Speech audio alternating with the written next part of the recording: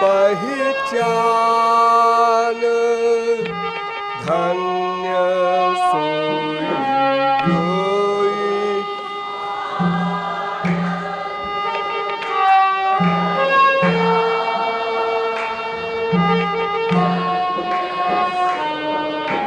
जोई स्वार्थ पहचान धन्य सोई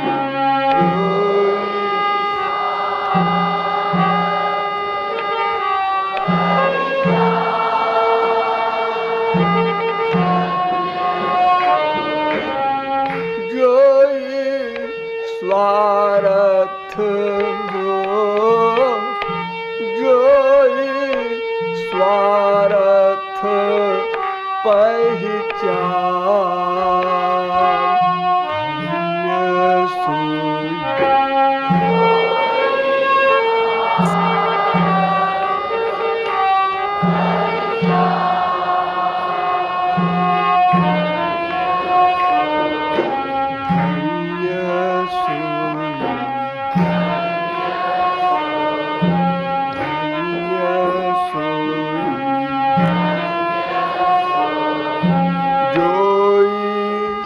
स्वार्थ पहचान धन्य सोई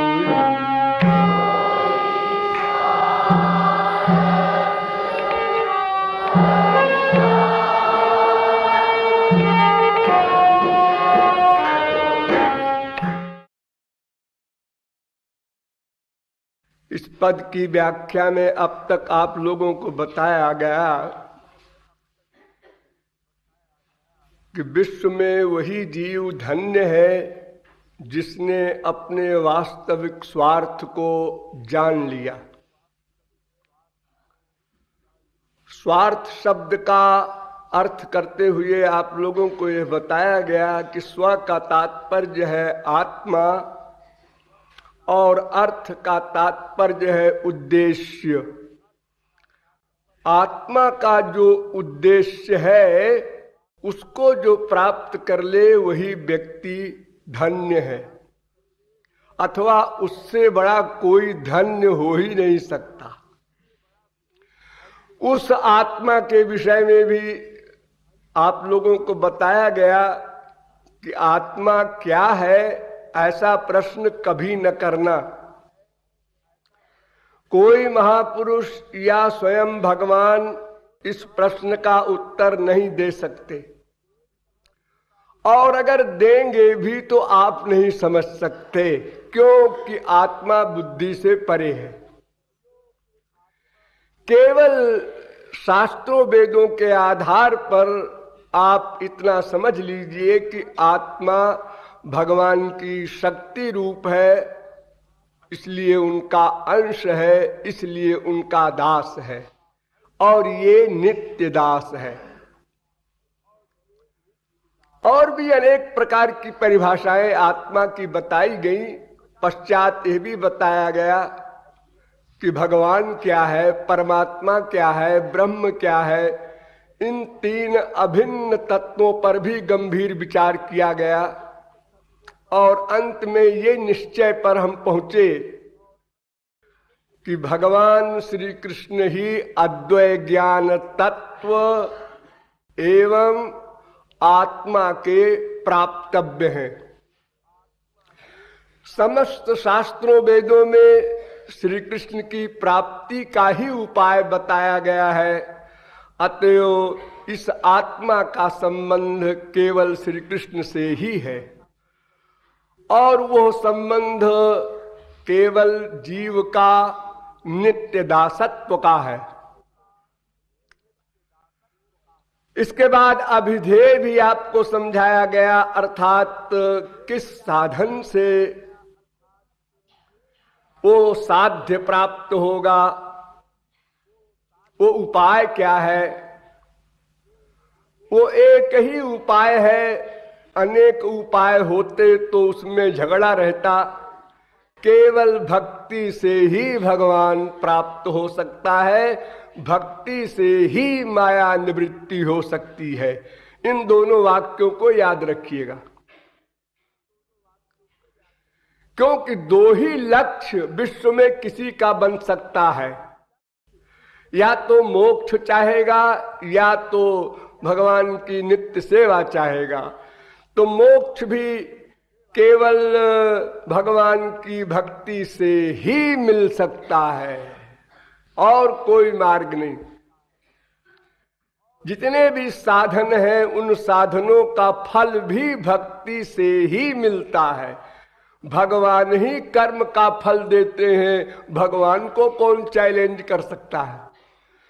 कोई व्यक्ति कर्म धर्म यज्ञ दान करता है, मरने के बाद उसको तो याद रहता नहीं, और रहे भी तो अपने आप कहां से फल ढूंढ के लाएगा? भगवान ही उसको स्वर्ग भेजें या मृत्युलोक में फल दे।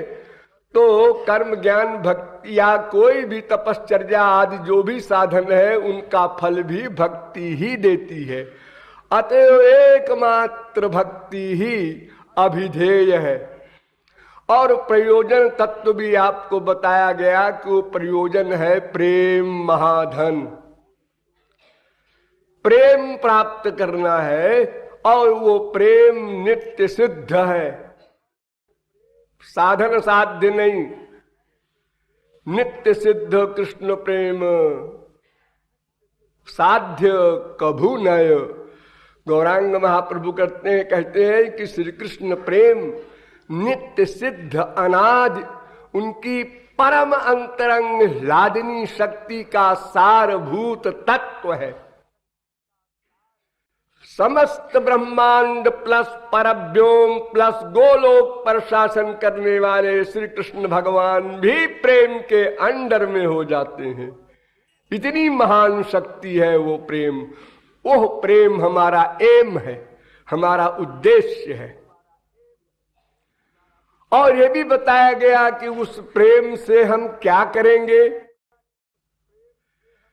हम उस प्रेम से प्रियतम की सेवा करेंगे, श्याम सुंदर की सेवा करेंगे।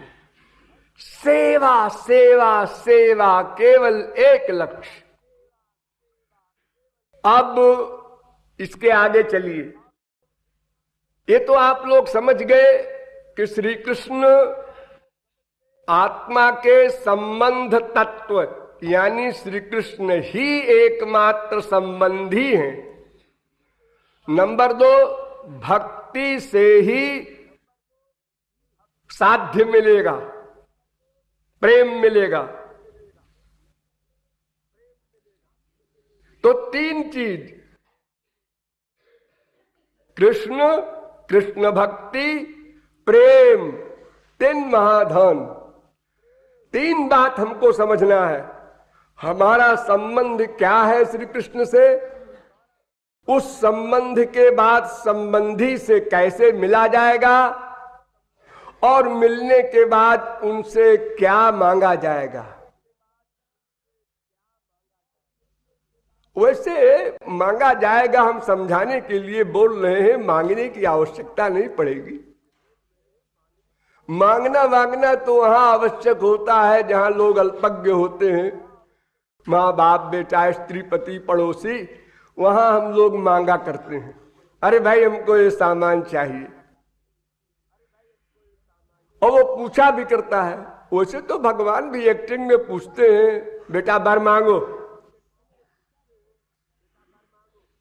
और भक्त लोग भी कहते हैं ठीक है प्रभु की यही इच्छा है एक्टिंग करने की, तो हम भी मांगते हैं। तो दोनों एक्टिंग करते हैं। वैसे दोनों सर्वज्ञ हैं, दोनों अंतर्यामी हैं, उनको न मांगना है न उनको बताना है न उनको कोई बात है, लेकिन फिर भी ये सब लीला क्षेत्र में होता है। भगवान कहते हैं काग भुषुंडी मांगू बर मांगो, और वो मांगते भी हैं। अविरल भक्ति विशुद्ध तव, सब महापुरुषों ने मांगा है। तो इसलिए अगर भगवान को इसी में खुशी है तो पहली सेवा यही सही। वो कहते हैं वर मांगो, मुझे नहीं मालूम तुम क्या चाहते हो। तो हम भी कह देंगे ठीक है महाराज, आपको नहीं मालूम तो हम बता देते हैं। हाँ? दोनों एक्टिंग करते हैं लीला क्षेत्र में। भगवान राम पूछते हैं हनुमान से तुम कौन हो, हनुमान जी पूछते हैं राम से तुम कौन हो। वाह क्या बढ़िया मजाक। कि तुम तीन देव मह कोई, और पूछ पाछ करके एक्टिंग जब खत्म हो गई तब असली बात कह दिया हनुमान ने। मोर न्याऊ मैं पूछा साई, तुम कस पूछिए नर की नाई। ये हनुमान जी ने कहा, गलत कहा। हनुमान जी का ये कहना सही नहीं है, क्योंकि तुम कैसे नहीं जानते। इसका जवाब उन्होंने दिया, ताव माया बस फिर भुलाना, ताते नाथ न मैं पहचाना।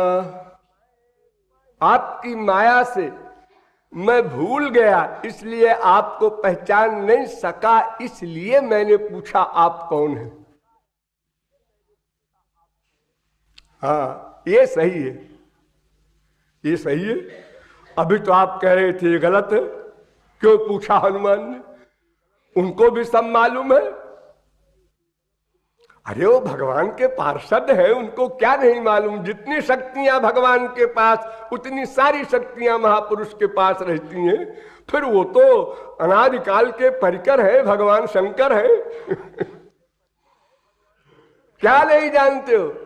हाँ नहीं जानते, क्यों, माया से भुलाए गए हैं, माया से भुलाए गए। अरे माया तो वहां फटक नहीं सकती महापुरुष के पास, वहां कहां माया माया की गति है। ये माया नहीं, एक और माया है, ताव माया बस फिर भुलाना। एक भगवान की व्यक्तिगत माया है, उसको योग माया कहते हैं। तो अपने भक्तों के साथ जब क्रीड़ा करते हैं तो वो स्वरूप शक्ति रूपा योग माया भगवान को भी भुला देती है, भक्त को भी भुला देती है। तब दोनों का रस आगे बढ़ता है। अगर दोनों अपने अपने स्मरण में रहे तो फिर एक्टिंग लीला ही ना हो कोई। इसलिए दोनों भूल जाते हैं। यशोदा भी भूल गई कि मैं महापुरुष हूं, श्री कृष्ण भी भूल गए कि मैं भगवान हूं। दोनों अपने अपने स्वरूप को भूल गए। प्रभु तारु तारक का पिडार पर। भगवान राम पेड़ के नीचे बैठे हैं, हनुमान जी वगैरह ऊपर बैठे हैं। मर्यादा पुरुषोत्तम के यहां ये अंधेर। अरे कृष्णावतार में हो तो कोई बात नहीं। हाँ वो क्या करें, मजबूरी है। योग माया ने दोनों को अपना स्वरूप भुलाया है। भगवान को भगवत्ता भूल गई, महापुरुष को महापुरुषत्व भूल गया। केवल इतना याद है वे मेरे स्वामी हैं। और ये स्मरण करते करते यहां तक अवस्था हो जाती है कि मैं स्वामी हूं।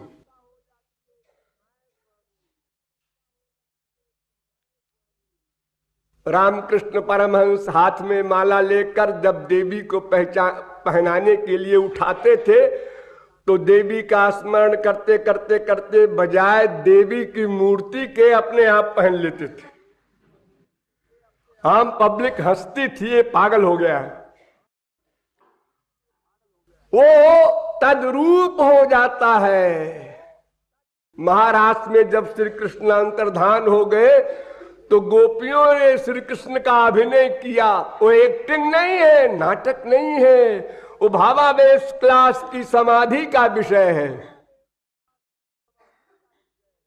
ये सब बड़ी बड़ी बातें हैं। अब आप साधारण बातों पर ध्यान दीजिए जो आपके काम की है।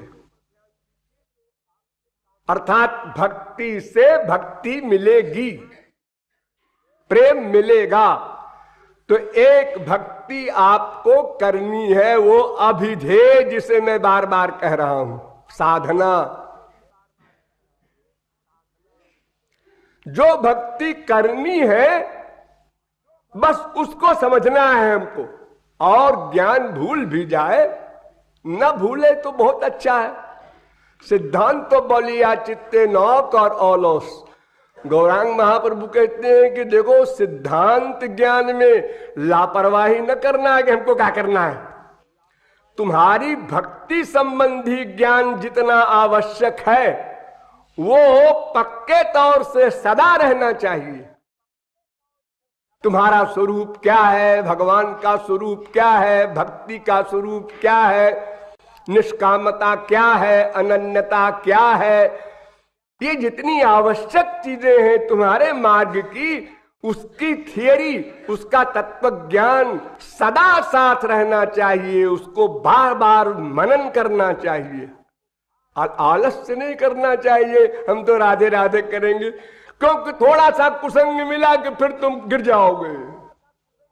और अगर तत्व ज्ञान परिपक्व होगा तो तुमको कुसंग कहीं सुनने में भी आ जाए तो हंस दोगे, अरे बेचारे कुछ जानते वानते नहीं है बच्चे। इसलिए तत्व ज्ञान परम आवश्यक है, अनावश्यक तत्व ज्ञान नहीं। जितना अपने मार्ग में आवश्यक है उतना। वो भक्ति क्या है जिसके द्वारा प्रेम मिलता है? उसका नाम है साधना भक्ति। साधन भक्ति, साधना भक्ति यानी करने वाली भक्ति। वो भक्ति बहुत प्रकार की होती है वैसे तो, लेकिन प्रमुख रूप से वैष्णवाचार्यों ने नवधा भक्ति मानी है। श्रवणम, कीर्तनम, विष्णोरर्चनम, पाद सेवनम, स्मरणम, वंदनम, दास्यम, सख्यम, आत्मनिवेदनम, भागवत। इसी नवधा भक्ति पर अधिक जोर दिया गया है। ये 9 प्रकार की साधना भक्ति है जो सर्वप्रथम जीव को करनी है। किस लिए? प्रेम प्राप्त करने के लिए। तो क्या साधना भक्ति से प्रेम मिलेगा? नहीं, साधना भक्ति से प्रेम नहीं मिलेगा। प्रेम कोई ऐसी वस्तु नहीं जिसको साधना भक्ति पैदा करेगी। जैसे बीज से अंकुर पैदा होता है फिर पेड़ बन जाता है, ये पेड़ किससे बना? बीज से। तो ऐसे साधना भक्ति से प्रेम बनेगा ऐसा नहीं है, क्योंकि मैंने बताया ना कि प्रेम नित्य सिद्ध वस्तु है। साधना भक्ति क्या बनाएगी उसको? अनंत कोटि कल्प कोई आंसू बहाता रहे तो अपना आंख फोड़ो, हमसे क्या मतलब। प्रेम तो लादनी शक्ति का सारभूत तत्व है। उससे आपके इस जड़ प्राकृत अंतःकरण से कोई संबंध ही नहीं, वो इसमें ठहर ही नहीं सकता, आधार ही नहीं है उसका। जिसमें नीचे की पेंडी गायब हो, ऐसे बर्तन में आप दूध वगैरह कोई मांगे तो देने वाला पागल और लेने वाला पागल।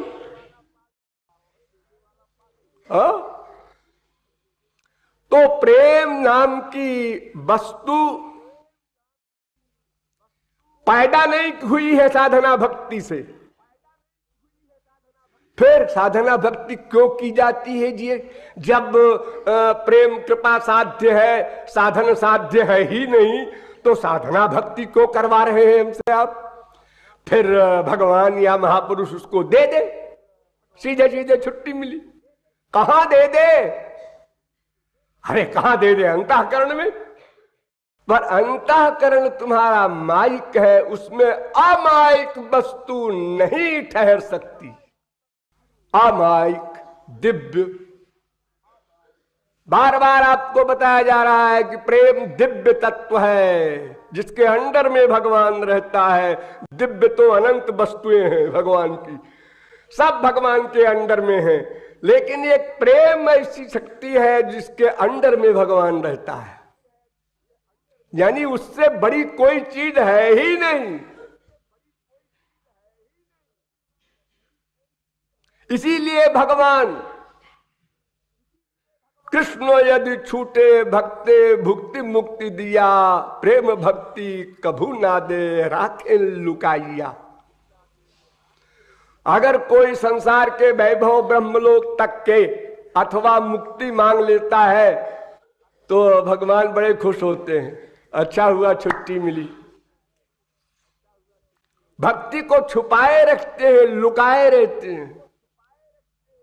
अब अगर कोई सच्चे गुरु का चेला पक्का है, वो कहता है रहे जी ये मुक्ति भुक्ति हमको नहीं चाहिए,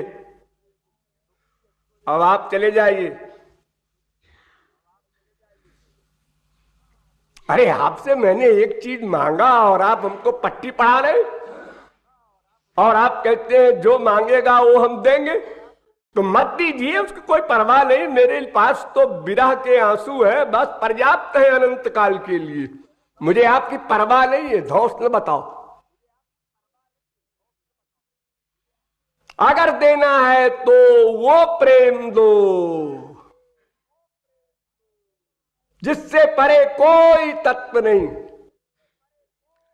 तो साधन भक्ति से प्रेम मिलता है, ये वाक्य सही है, लेकिन साधन भक्ति का फल नहीं है प्रेम। साधन भक्ति का साध्य नहीं है प्रेम। साधन भक्ति जननी नहीं है प्रेम की। जैसे ज्ञान की जननी है भक्ति, जनयत्याशु वैराग्यम, वैराग्य की जननी है भक्ति, ऐसे प्रेम की जननी नहीं है।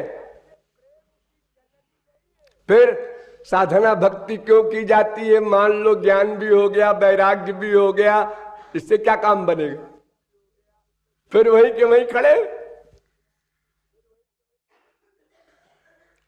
इससे पात्र बनेगा, बस एक उत्तर।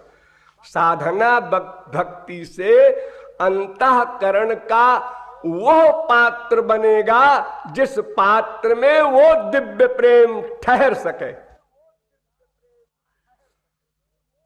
अगर आप लोगों को उस दिव्य प्रेम का एक आभास भी दे दिया जाए तो आपका शरीर फट के चूर चूर हो जाए, जल जाए, राख हो जाए। सहन करने की शक्ति नहीं है आपके शरीर में, मन में, क्योंकि ये माइक वस्तु है। एक आंसू बहाता है तुलसीदास, सूरदास, मीरा, कबीर, नानक, तुकाराम, गोपियां। एक आंसू यहां भी आप लोग बहाते हैं कभी कभी, लेकिन आपके आंसू और उनके आंसू में कितना बड़ा अंतर है ये आप सोच नहीं सकते। अभी तो असली आंसू पाने के लिए आप आंसू बहा रहे हैं। ये मत समझिएगा कि मेरे आंसू भी वैसे हैं जैसे किशोरी जी रोया करती थी। अरे किशोरी जी के आंसुओं की परिभाषा पता है? बता दूं। और वस्तो मात कटुरपि कथम दुर्बले नो रसा में ताप प्रौढ़ो हरि विरह जस सहजते तन्न जाने निष्कांता चेत भवति हृदयात् जस्य धूमच्छटापि ब्रह्मांडानां सखिकुलमपि ज्वालया जाज्वलीति। अगर किशोरी जी के उस विरह के टेम्परेचर का धुआं, जो आग जलती है उसका ऊपर एक काला काला धुआं सा दिखाई पड़ता है आपको, उसके ऊपर छाया सी दिखाई पड़ती है, उसको आभास कहते हैं। तो उस वास्तविक ज्वाला के धुएं का आभास भी अगर किशोरी जी योग माया की शक्ति से हमेशा न रोके रहे, कहीं बाहर निकल जाए तो अनंत कोटि ब्रह्मांड भस्म हो जाए।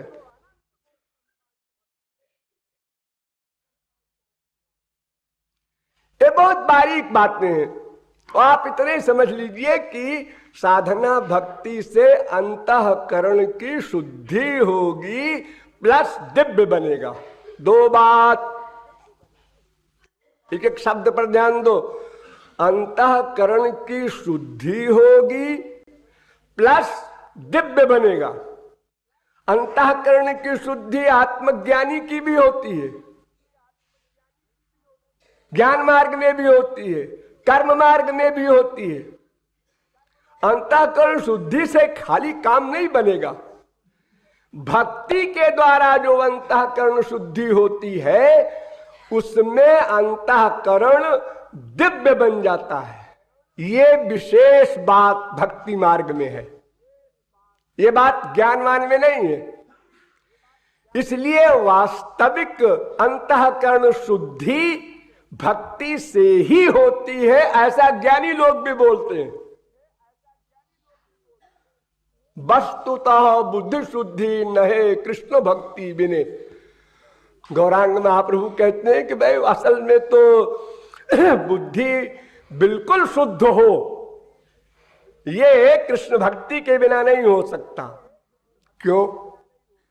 थोड़ा और गहराई में चलो। देखो, दो प्रकार की माया होती है, एक अविद्या, एक विद्या।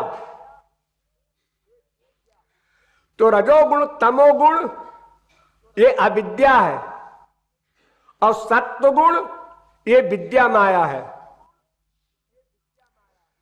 तो ज्ञानियों का जो आत्मज्ञानी है उन लोगों का रजोगुण तमोगुण समाप्त हो जाता है, यानी अविद्या माया समाप्त हो गई, विद्या माया बनी रहती है।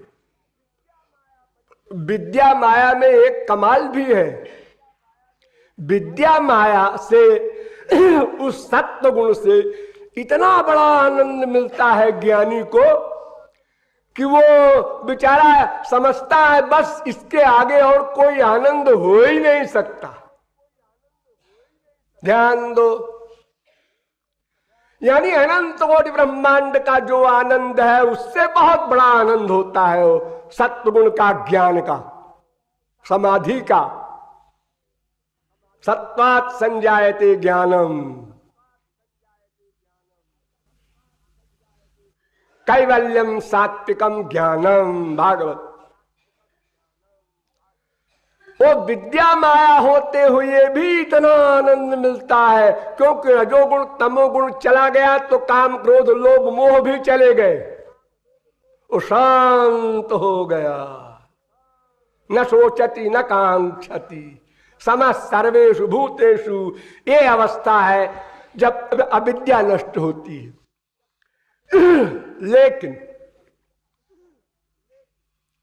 माया बनी है अभी, वो गई नहीं है। और जरा चल लापरवाह हुआ कि रजोगुण तमोगुण में ढकेल देगी उस जीव को और फिर अविद्या हावी हो जाएगी। बड़े बड़े ज्ञानी आत्मज्ञानी उनका पतन हुआ, इतिहास साक्षी है। तो जैसे आप पेड़ काट दीजिए और जड़ है नीचे, अब सब देख रहे हैं पेड़ खत्म हो गया, चलो छुट्टी मिली। अरे वो पेड़ वो तैयार हो रहा है, फिर तैयार हो रहा है।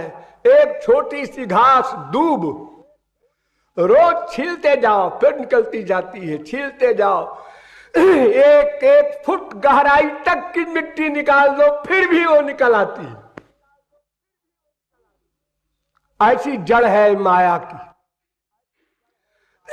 तो ये विद्या माया ने अविद्या माया को नष्ट कर दिया, तो वो व्यक्ति समझता है वो सत्वगुण के आनंद को पाकर कि ऐसा आनंद तो अनंत माँ बाप बेटा स्त्री पति में नहीं मिल सकता।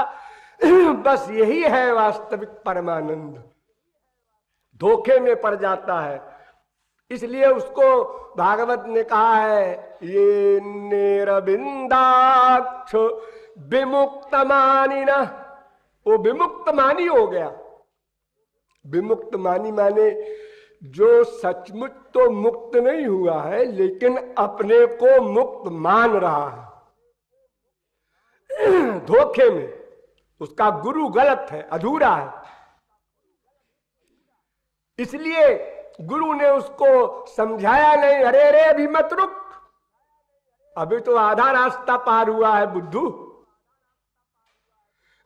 खाली अविद्या नष्ट हुई है, विद्या नष्ट नहीं हुई। तो विद्या को नष्ट करने के लिए तो साधना भक्ति वाले को तो भक्ति करना ही है, ज्ञानी को भी भक्ति करनी पड़ती है। ये जो भक्ति कंपलसरी बताई गई है सबके लिए, यानी ज्ञानी के लिए भी, वो इसलिए कि ये विद्या माया नष्ट नहीं हो सकती बिना श्री कृष्ण भक्ति के, बिना स्वरूप शक्ति की कृपा के। तो अंतःकरण साधना भक्ति करते करते पहले आधा शुद्ध होता है, विद्या अविद्या को नष्ट करती है, तब स्वरूप शक्ति का आविर्भाव होता है अंतःकरण में। तो वो स्वरूप शक्ति विद्या माया को नष्ट करती है, तब अंतःकरण ऐसा शुद्ध हो गया कि आप कभी अशुद्ध नहीं हो सकता। जड़ कट गई, क्योंकि विद्या अविद्या दोनों माया चली गई। अब वो चैलेंज कर सकता है,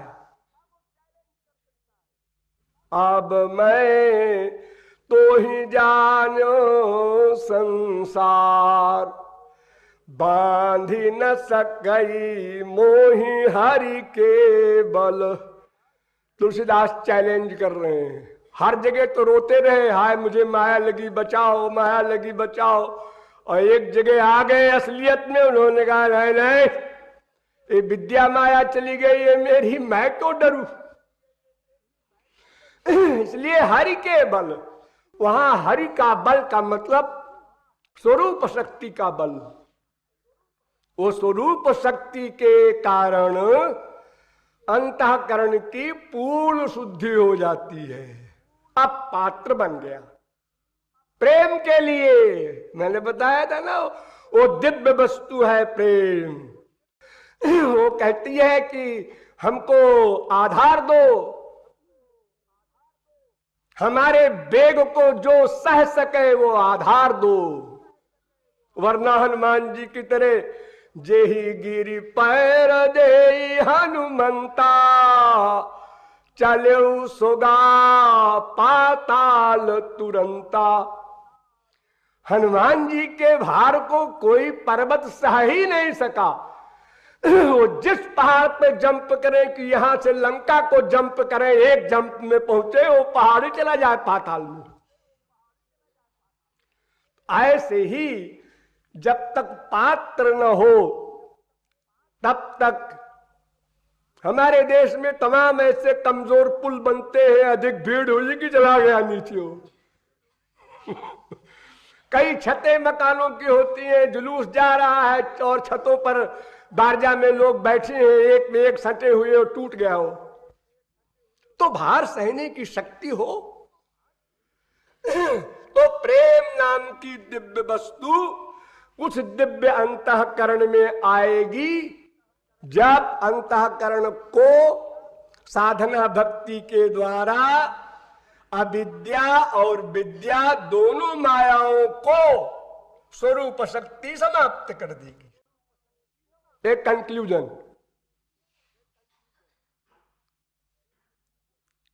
इसलिए साधन भक्ति से प्रेम मिला, ये भी ठीक, क्योंकि साधन भक्ति न करते तो स्वरूप शक्ति कैसे मिलती, उसकी कृपा कैसे होती।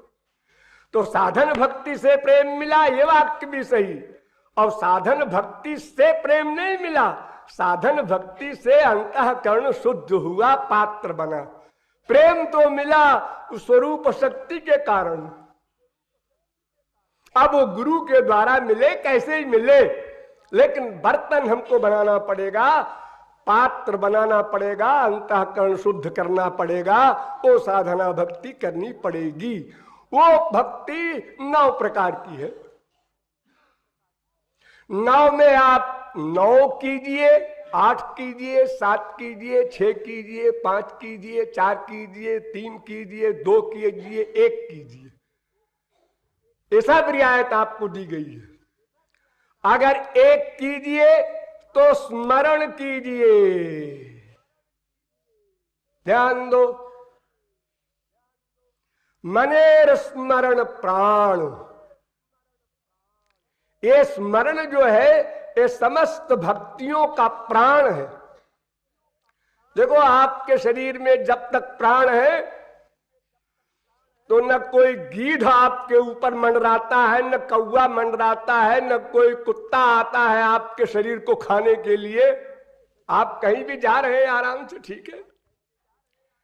और जब ये प्राण निकला तो आपकी लाश चाहे जहां सड़क पर पड़ी हो, बिना बुलाए गीध आ जाएंगे, कौवे आ जाएंगे, उनको मालूम पड़ जाता है कि इसमें प्राण नहीं है। कोई पशु की लाश आप छोड़ दीजिए और 50 सैकड़ों गीध कहां से आ गए, पहले तो कहीं दिखाई नहीं पड़ रहे थे आकाश में। उनकी बड़ी दिव्य दृष्टि होती है, इस विषय में तेज दृष्टि होती है, मुर्दे को पहचानने की, उनकी खुशबू से जान लेते हैं। तो जैसे प्राण गया तो ये शरीर शव हो गया, उसी प्रकार स्मरण भगवान का अगर छोड़ दिया तो फिर हजारों भक्ति किए जाओ, हजारों भगवान का नाम लिए जाओ, बहुजन्म करे यदि श्रवण कीर्तन, तभु ना पाए कृष्ण पदे प्रेम धन। हजारों जन्म करते जाओ। क्या कर रहे हो? राम राम राम राम। काका काका से क्या होगा? कौन है राम? ये नहीं मालूम। अरे तो यही नहीं मालूम है राम कौन है, श्याम कौन है, तो तुम किसकी साधना भक्ति किसकी कर रहे हो? ये भक्ति है ही नहीं। ये तो अपना एक जैसे गाने वाले आ की प्रैक्टिस कर लेते हैं, ऐसे आपने राम राम की प्रैक्टिस कर ली। इससे क्या होता है? ये तो इंद्रियों का वर्क, इंद्रियों का वर्क भगवान नोट ही नहीं करता। उस इंद्रिय के वर्क में कितने % मन का अटैचमेंट है, ये नोट करता है भगवान।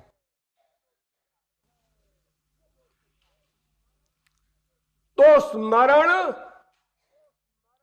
अगर एक भक्ति करना है तो केवल स्मरण, अब 2 करना है, 3 करना है, तो मैंने आपको बताया था कि स्मरण के साथ श्रवण, गुरु के द्वारा, महापुरुष के द्वारा, और कीर्तन, ये 2 और साथ रख लो। और फिर इसके अलावा भी नमस्कार करना, वंदन करना, ये सब भी रखो, उससे कोई हानि नहीं, जिसमें आपकी रुचि हो, लेकिन स्मरण कंपलसरी है। मैं एक बार अपना हाल बताऊं, संस्कृत की परीक्षा दे रहा था मैं, उसमें पेपर में लिखा था कि 6 प्रश्न में 5 आवश्यक है। 6 प्रश्नों में 5 प्रश्न करो, लेकिन तीसरा अवश्य करो। और हबड़ हबड़ में, बड़े अहंकार में हमने उसी को छोड़ दिया, बाकी सब कर दिया।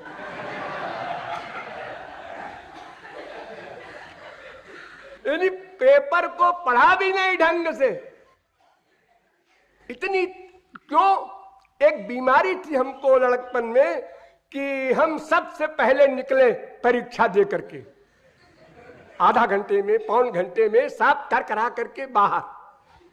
जब कोई ना आवे तो हम खड़े रहे, अरे भाई बड़ी देर लगाया तुमने तो। बेवकूफी की बातें हैं, लेकिन थी। कोई बात हो, साइकिल चला रहे हैं, कार चला रहे हैं, हमसे आगे कोई जाए हमको बर्दाश्त नहीं, और कोई न कोई तो रहेगा आगे। बस इसी उहापोह में पूरा सफर तय हो। तो जब मैं बाहर आया तो उसके 1 घंटा बाद 1.5 घंटा बाद और हमारे क्लास फेलो निकले।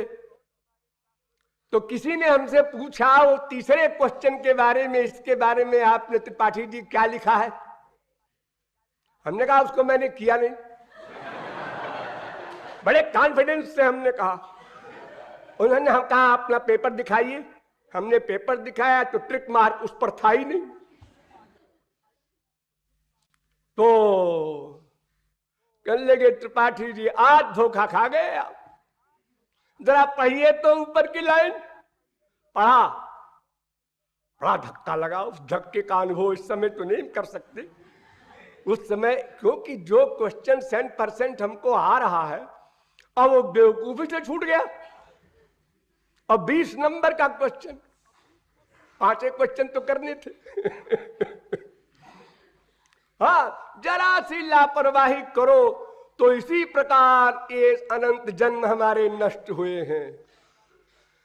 एक चीज जो है भगवान का स्मरण, उसी को हमने छोड़ दिया और बाकी सब किए जा रहे। चारों धाम की मार्चिंग भी हो रही है, पाठ भी हो रहा है, पूजा भी हो रही है, जन्माष्टमी भी मनाई जा रही है, सब कुछ हो रहा है। अरे साहब बड़े भगत हैं। अरे बड़े भगत क्या हो, अभी वो भक्ति की परिभाषा ही नहीं जानते, कहां से बड़े भगत हो गए। टाइम लगा रहे हैं बहुत, ये अवश्य है। तो स्मरण सबसे प्रमुख है। गौरांग महाप्रभु ने 2 प्रकार का साधन बताया है, एक अनासंग साधन, एक सासंग साधन। तो अनासंग साधन माने आसंग रहित और सासंग साधन माने आसंग सहित।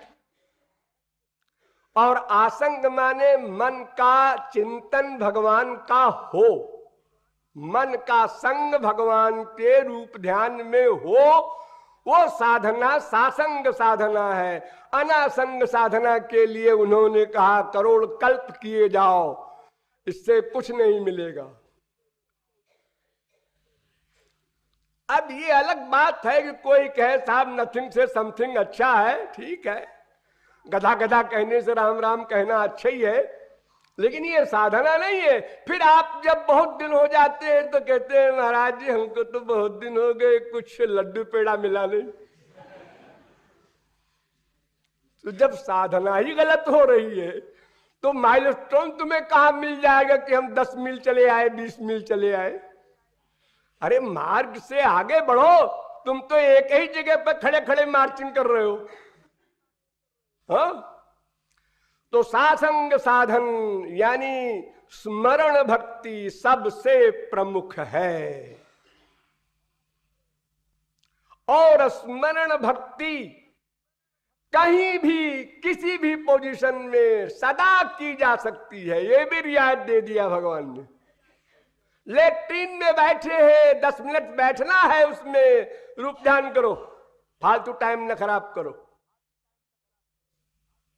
कहीं भी जाओ, ट्रेन में बैठे हैं, सफर कर रहे हैं, 12 घंटे ट्रेन में चलना है, हाँ यहां से उस पहुंचने तक बीच में कोई काम खास है, एक जगह चाय पीना है, कब? 2 घंटे बाद पियेंगे। अच्छा, अब 2 घंटे तो कोई काम नहीं, स्मरण करो,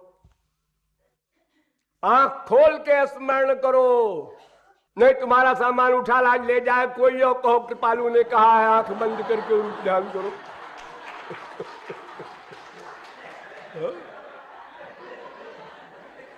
यानी तुम्हारे मस्तिष्क में पहले ये खूब भरना चाहिए कि स्मरण भक्ति ही वास्तविक भक्ति है। स्मरण के बिना कोई भी साधना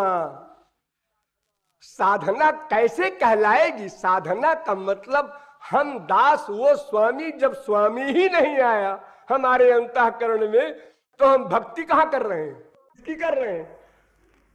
अरे बड़ी सीधी सी बात है, जिसकी भक्ति करना है उसको पहले बुलाओ तो।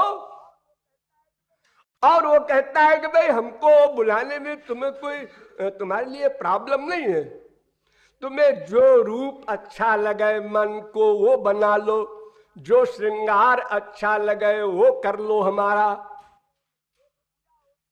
ये पूजा होती है मंदिरों में, आप अपने घरों में भी मूर्ति रखते हैं, पूजा करते हैं, अच्छा है। लेकिन इस पूजा में कई अड़चने आती हैं।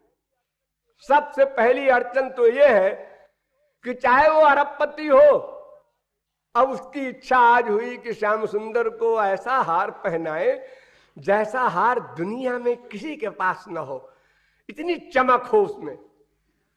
लेकिन दुनिया में हो ही नहीं तो कहां मिलेगा? स्वर्ग में है, स्वर्ग से कौन लाए भाई? और 99% लोग तो हीरे का हार भी नहीं पहना सकते श्याम सुंदर को। 10-10 लाख का एक एक हीरा तो बेचारे कहां से वो पहना पाएंगे? तो मानसी सेवा सर्वोच्च सेवा है। मैंने आप लोगों को कभी मूर्ति पूजा का उपदेश नहीं दिया कि उसमें आप परेशान होंगे और टेंशन हो जाएगा आपको। आज ये नहीं है, आज ये सामान नहीं है, वो सामान नहीं है, लड़ रहे हैं कहीं बीवी से, कहीं बच्चे से। अरे क्यों परेशान हो? मन से सोचो श्याम सुंदर आ गए। अब उनको ऐसा कपड़ा पहनाओ जो तुम्हारी बुद्धि का आखिरी आइडिया हो और दुनिया में कहीं नहीं बनता हो। कहीं जाने की जरूरत नहीं, खरीदने के लिए एक कपड़ा मिलता है अमेरिका में, वो लाके पहनाएंगे श्याम सुंदर को। अरे 1 महीना वो नंगे रहेंगे क्या? तुरंत पहनाओ, मन से बनाओ, बस जैसा चाहे वैसा बनाओ, क्षण क्षण में बदलो। कितने कोई स्वर्ग का सम्राट हो, वो भी मानसी सेवा के बराबर सेवा नहीं कर सकता। मृत्युलोक वाला क्या करेगा बेचारा? एक ब्रह्म वैवर्त पुराण में कथा है कि ऐसे ही एक महात्मा उपदेश दे रहे थे मानसी सेवा की। तो एक बेचारा भोला भाला बैठा था, सुन रहा था, गरीब था। तो उसने कहा कि भाई ये बड़ा अच्छा है, मानसी सेवा किया करेंगे अब तो, क्योंकि हमारे पास तो खाने पीने का भी हिसाब नहीं बैठता है और ठाकुर जी को हम श्रृंगार करें, उनको ये सब करें, हो नहीं सकता बाहर देश से सामान से। तो रोज अपना बैठ करके वो अपने ध्यान में ठाकुर जी को नहला रहा है, धुला रहा है और सारे तीर्थों का जल ला के उसमें अनेक प्रकार के इत्र डाल करके और उसका टेम्परेचर मौसम के अनुसार बना करके और किस प्रकार से ठाकुर जी को नहला रहा है, सब अपनी भावना से अपना रोज किया करता था।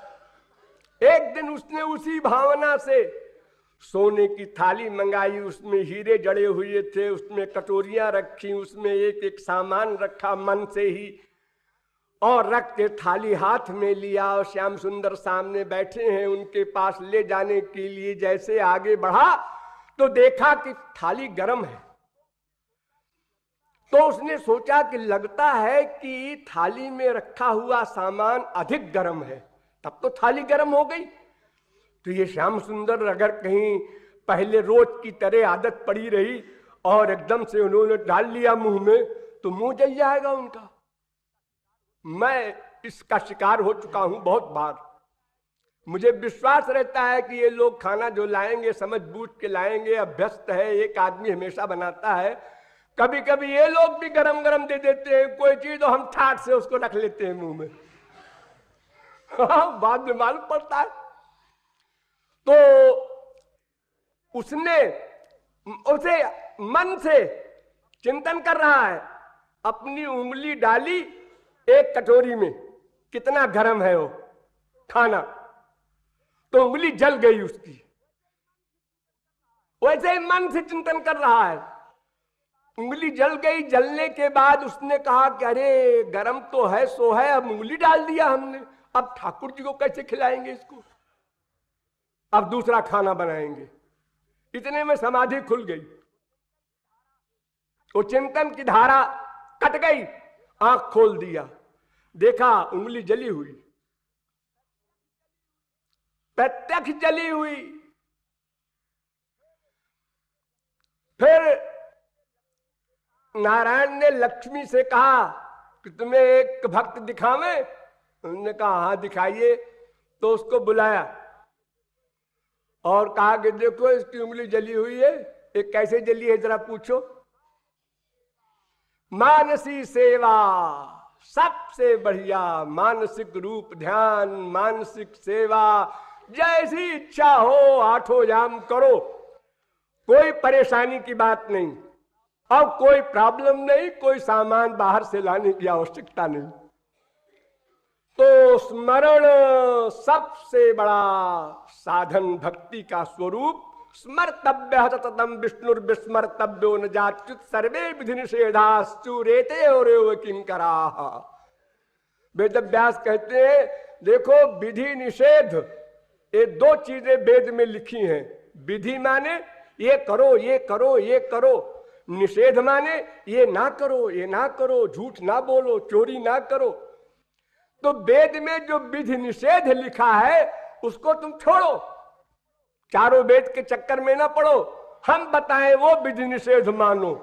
क्या विधि? निरंतर श्री कृष्ण का स्मरण ये विधि, और निषेध क्या?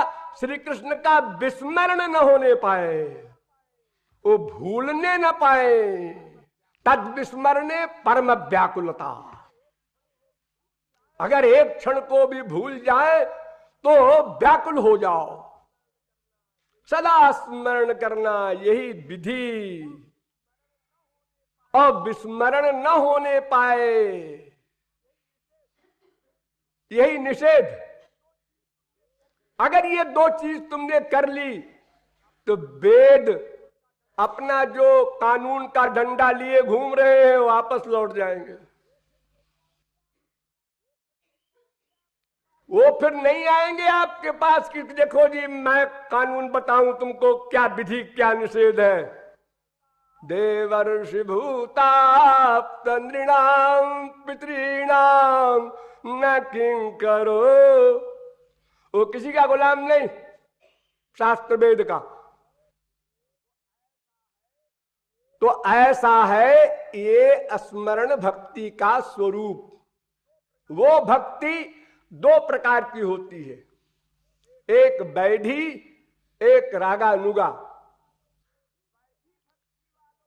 वैधी भक्ति वालों को भी नवधा भक्ति करना है, रागानुगा भक्ति वालों को भी नवधा भक्ति करना है। तो फिर अंतर क्या है? फिर कभी बोलिए लाडली लाल की।